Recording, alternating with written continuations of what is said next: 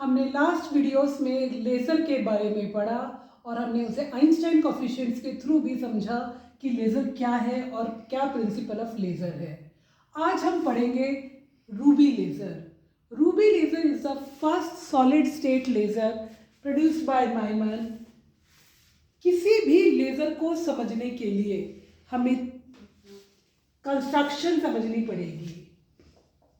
Construction को समझने के लिए हमें किसी भी लेज़र को समझने के लिए पहली बार एक्टिव मीडियम क्या है ये पता होना चाहिए। फिर रेजोनेंट कैविटी। रेजोनेंट कैविटी है, दोनों साइड मिरर्स लगे हैं। अभी मैं पर्पस बता देती हूँ कि रेजोनेंट कैविटी क्या करता है। और उसके बाद हमें पता होना चाहिए कि पंपिंग सिस्टम क्या है। रूबी लेज़र एक सॉलिड स्टेट लेज़र है जहां पर एल्यूमिनियम आयंस, ये मेरा एक रूबी रॉड है जिसकी 5 सेंटीमीटर लेंथ है, 0.5 सेंटीमीटर डायमीटर है, ठीक है। और यहाँ पर उसके दो सरफेसेस को अच्छी तरह ग्राइंड, पॉलिश और सिल्वर किया गया है। ये मेरा जिससे कि एक 100% रिफ्लेक्टिंग सरफेस बन जाता है और ये मेरा रफली अराउंड 95% रिफ्लेक्टिंग सरफेस हो जाता है। ये मेरा रेजोनेंट कैविटी है, मतलब जब मेरा यहां से फोटोन निकलेगा तो वो वापस से टकरा के इधर आ जाएगा। तो जैसे आपने कहा एक मैंने फोटोन दिया, हमने पढ़ा लेजर में वो एक दो बनाएगा, वो दो वापस से टकरा कर यहाँ पर आ गए, तो दो ने फिर चार बनाए, चार टकरा कर वापस यहाँ पर आ गए, 4 to 8 हो गए।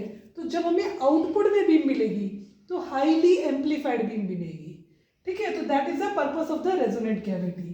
And the pumping system is xenon lamp, optical pumping है, स्पाइरली बाउंड किया हुआ रूबी के ऊपर। ये मेरा रूबी का क्रिस्टल है और ये मेरा पावर सप्लाई है।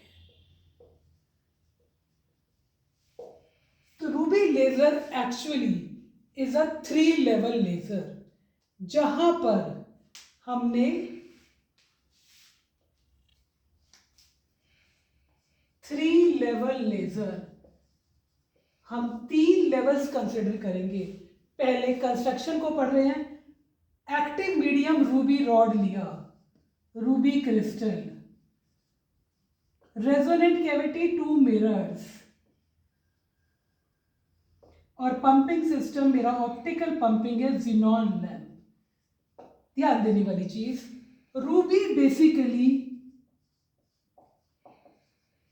some of the aluminium ions, it is basically a crystal of aluminium oxide in which some of the aluminium ions are replaced by the chromium ions. Chromium मेरा actually laser में participate करेगा। Ruby का जो लाल colour है वो इस chromium के कारण है। ये क्रोमियम के एनर्जी लेवल्स बेसिकली इस लेजर ट्रांजिशन में पार्टिसिपेट करेंगे, ठीक है। तो ये मेरा कंस्ट्रक्शन हुआ। नाउ वर्किंग, वापस से जो हमने प्रिंसिपल ऑफ लेजर पढ़ा उसी तरह यहां पर भी 3 स्टेप्स में हमारा लेजर होता है। नंबर 1, एटम्स ग्राउंड स्टेट से 3 लेवल लेजर है। E1 ground state, E2 metastable state,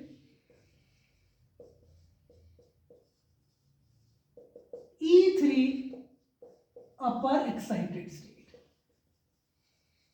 ठीक। जो 3 लेवल लेजर में पढ़ा, initially chromium atoms are in ground state, they are optically pumped by giving an energy E3 minus E1. As a result, atoms are pumped from E1 to E3, pumping. Upper state being unstable, atoms rapidly decay into E2, the metastable state. Metastable state का relaxation time कुछ ज़्यादा होता है, few मिली seconds. Atoms E2 में आके थोड़ी देर रुकेंगे और उसी चीज़ का हम फायदा उठा के E1 और E2 के बीच में लेज़र ट्रांजिशन को ऑब्टेन करेंगे। लेज़र ट्रांजिशन, ध्यान देने वाली चीज, सिंस मेरा E3 अपर एक्साइटेड स्टेट है और मेरा पंपिंग सिस्टम ज़ीनॉन लैंप है। ज़ीनॉन लैंप मेरा ब्लू और ग्रीन कलर की लाइट देता है। ग्रीन तो मैंने यहां पर ये एक्चुअली मेरा पंप बैंड होता है।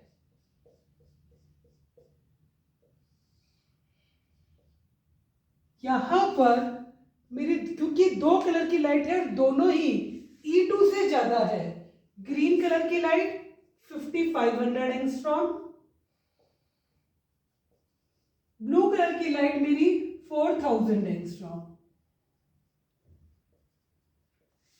दोनों ही लाइट्स मेरी E2 से, दोनों की वेवलेंथ E2 से ज्यादा है, तो मेरा काम बन जाता है।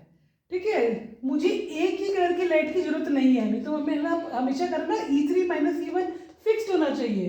तो यहाँ पर चाहे ज़ीनॉन लैंप मेरे ब्लूइश ग्रीन कलर की लाइट देता है, लेकिन सिंस वो दोनों ही E2 से ज़्यादा हैं, तो मेरे को यहाँ पर यहाँ पहुँचे मुझे कोई फर्क नहीं पड़ता, वो उस E2 से ऊपर पहुँच रहे हैं। और E3 मेरा E2 से ऊपर जो भी कुछ है वो मेरा अनस्टेबल है। तो यहाँ पर मेरा ग्रीन और ब्लू दोनों से मेरा यहाँ पर आके आपका E2 में आ गया, और यहां पर मुझे E1 और E2 के बीच में मेरे को रेड कलर की लाइट मिलती है, that is 6943 angstrom and 6928 angstrom. दोबारा से मैं रिपीट करती हूं एक बार रूबी लेजर की working. Active medium Ruby crystal, resonant cavity का पर्पस है कि जब यहां से लाइट है वापस यहां टकरा जाए, इसके अंदर टू एंड फ्रो मूव करे, और जब यहां से निकले तो it is a highly amplified. Pumping system xenon lamp. Initially atoms are in ground state, मैंने ग्रीन और ब्लू ऊपर पंप किए 5500 एंगस्ट्रॉम, 4000 एंगस्ट्रॉम, और मैंने गलत लिखा है बच्चे, ग्रीन नीचे आएगा, ब्लू ऊपर जाएगा, ध्यान देंगे। क्यों? ग्रीन 5500 एंगस्ट्रॉम नीचे और ब्लू ऊपर।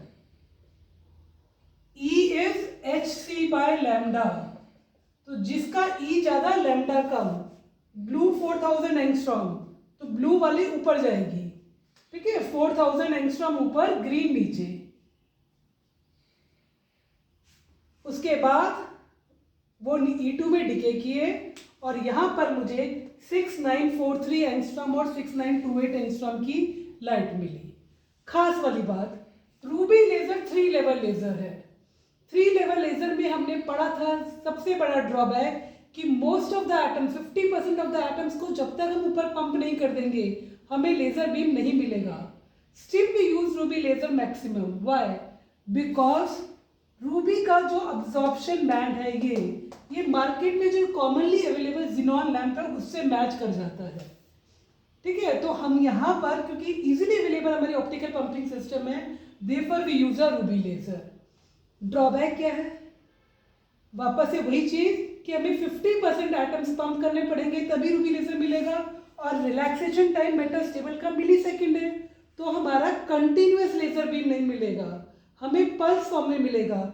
एक बार हमने भेजे ऊपर, उसके बाद यहाँ पर जैसे ही टिके हुए लेजर बनना बंद हो जाएगा, फिर हमें वापस से करना पड़ेगा, तो हमें लेजर बीम पल्स फॉर्म में मिलती है, कंटिन्यूअस लेजर बीम नहीं मिलती है।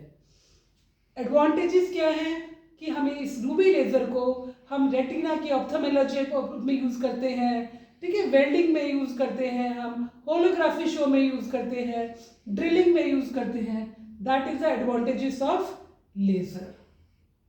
ठीक, ये था रूबी लेजर।